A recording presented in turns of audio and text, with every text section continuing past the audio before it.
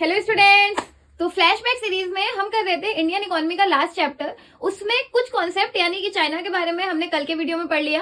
आज हम पाकिस्तान के बारे में पढ़ने वाले हैं और जो भी छोटे मोटे कॉन्सेप्ट्स बचे हैं उनके बारे में पढ़ने वाले हैं।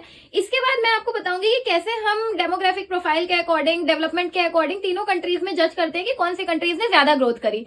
तो चलिए ज्यादा टाइम वेस्ट नहीं करते हैं और वीडियो स्टार्ट करते हैं। आ जाइए। तो हम पढ़ने वाले हैं पाकिस्तान के बारे में, पाकिस्तान का बैकग्राउंड, उसके कैरेक्टरिस्टिक्स और पाकिस्तान में कैसे ग्रोथ हुई, क्या क्या उनके 5 ईयर प्लान्स थे, कैसे क्या हुए, ये सारी चीजें हम आज डिस्कस करेंगे। तो चलिए स्टार्ट करते हैं। Pakistan is officially known as Islamic Republic of Pakistan. इसका जो ऑफिशियल नेम है वो इस्लामिक रिपब्लिक ऑफ पाकिस्तान है। हम लोग सिर्फ पाकिस्तान पाकिस्तान बोलते हैं क्योंकि बहुत लंबा नेम है। यहाँ पे इस्लाम फॉलो होता है इसलिए इसे इस्लामिक रिपब्लिक ऑफ पाकिस्तान कहते हैं। यहाँ पे जितने भी रूल्स, जितने भी नियम कायदे हैं वो सब इस्लाम के हिसाब से ही है। Second is Pakistan gained independence on 14 अगस्त 1947। जब हमें इंडिपेंडेंस मिली थी, हमें एक दिन बाद मिली थी, 15 अगस्त को हम मनाते हैं। इनकी इंडिपेंडेंस 14 अगस्त को सेलिब्रेट की जाती है। In 1971, a civil war occurred in East Pakistan, resulting in the independence of Bangladesh. 1971 में एक वॉर हुई चाइना के साथ हमारी। तो जब ये लड़ाई झगड़े हो रहे थे उस समय एक रिजल्ट आया कि ईस्ट पाकिस्तान और वेस्ट पाकिस्तान अलग हो गए। तो अभी जो वेस्ट पाकिस्तान है वो पाकिस्तान है और जो ईस्ट पाकिस्तान है उसे हम बांग्लादेश बोलते हैं। तो कुल मिला के जब 1947 में इंडिपेंडेंस मिली थी उस टाइम पे पूरा पाकिस्तान था। अभी ईस्ट और वेस्ट दो अलग अलग है। West Pakistan is known as Islamic Republic of Pakistan and East Pakistan known as Bangladesh. Its national language is Urdu. यहाँ की नेशनल लैंग्वेज उर्दू है क्योंकि ये इस्लामिक रिपब्लिक है। And official language is English. और जो ऑफिशियल लैंग्वेज है, जो कामकाज होता है, एडमिनिस्ट्रेशन है, वो सब इंग्लिश में होता है क्योंकि उर्दू सबके समझ में नहीं आती। तो इनकी ऑफिशियल लैंग्वेज जो है वो इंग्लिश है और नेशनल लैंग्वेज उर्दू है। कुछ और पॉइंट्स, पाकिस्तान वर्ल्ड में 6th पॉपुलस कंट्रीज में आता है, मतलब 6ठे नंबर पे है जो सबसे ज्यादा पॉपुलेशन है इसकी।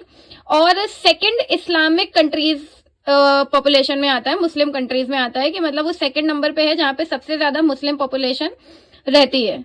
और इनके जो 5 ईयर प्लान थे वो स्टार्ट हुए थे 1956 में। तो इनके जो 5 ईयर प्लान थे वो 1956 में स्टार्ट हुए और बहुत सारे इन्होंने रिफॉर्म्स किए। इंडिया के 1953 में हुए थे, इंडिया के 1951 में हुए थे, चाइना के 1953 में हुए थे और पाकिस्तान के 1956 में हुए। तो ये जरूर याद रखिएगा। अब देखते हैं पाकिस्तान की कैरेक्टरिस्टिक्स क्या हैं, क्या क्या चीजें थी। तो पहला, आज भी स्लो इकोनॉमिक ग्रोथ है यहाँ पे। रीजन बिहाइंड इट, क्योंकि अभी तक इनके यहाँ पे कोई ऐसे रिफॉर्म्स नहीं लाए गए, इंडस्ट्रियल रिफॉर्म्स नहीं लाए गए जिसकी वजह से इकोनॉमी जो है वो तेजी से ग्रो करे और तेजी से डेवलपमेंट हो।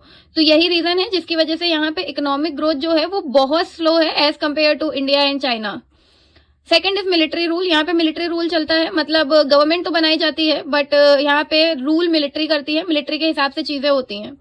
Next is political instability. जब से पाकिस्तान को इंडिपेंडेंस मिली है यानी कि 14 अगस्त 1947 से लेकर 2025 तक पाकिस्तान में ऐसी कोई गवर्नमेंट नहीं रही है जिसने अपना 5 ईयर का टेन्योर पूरा किया हो। हर गवर्नमेंट उनकी या तो कुछ हो जाता है या कुछ इलीगल कर देते हैं या कुछ ऐसा हो जाता है जिसकी वजह से उनकी गवर्नमेंट रहती ही नहीं है। तो पाकिस्तान में बहुत ज्यादा पॉलिटिकल इनस्टेबिलिटी है जिसकी वजह से जो पाकिस्तान है वो ग्रो नहीं कर पा रहा है। अब हम देखते हैं इकोनॉमिक रिफॉर्म्स। तो पाकिस्तान में मिक्स्ड इकोनॉमिक सिस्टम फॉलो किया जाता है। यहाँ पे पब्लिक सेक्टर और प्राइवेट सेक्टर दोनों ही ओन करते हैं। प्राइवेट सेक्टर मैनेजमेंट पे ध्यान देता है, पब्लिक सेक्टर की एक लीगल एक रूल्स और रेगुलेशंस होते हैं, law and order public sector लगाता है।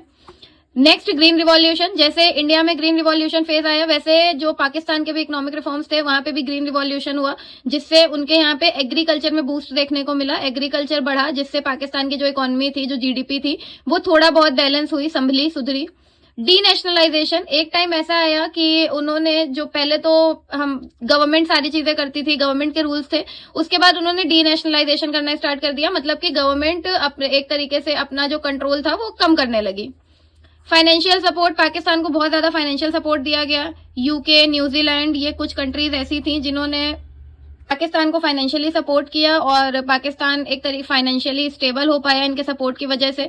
रेमिटेंसेस रिसीव होते थे पाकिस्तान को जिसकी वजह से पाकिस्तान एक स्टेबिलिटी आई, तो उनको फाइनेंशियल सपोर्ट मिला उसी टाइम फेज में जब उनके इकोनॉमिक रिफॉर्म्स चल रहे थे। तो ये सारे इकोनॉमिक रिफॉर्म्स थे जो पाकिस्तान में इनिशिएट हुए और उनसे थोड़ा बहुत पाकिस्तान में ग्रोथ हुई, बैलेंस हुआ। तो स्टूडेंट्स, ये था आज का वीडियो। आई होप आपको अच्छे से क्लियर हुआ होगा और अपने अपने पेपर के लिए अच्छे से तैयारी करिए, अपनी अपनी बुक से इन डिटेल अच्छे से पढ़िए। कोई भी डाउट हो तो कमेंट सेक्शन में बताइए, वीडियो को लाइक करिए, दोस्तों के साथ शेयर करिए और चैनल को सब्सक्राइब करिए। Thank you so much.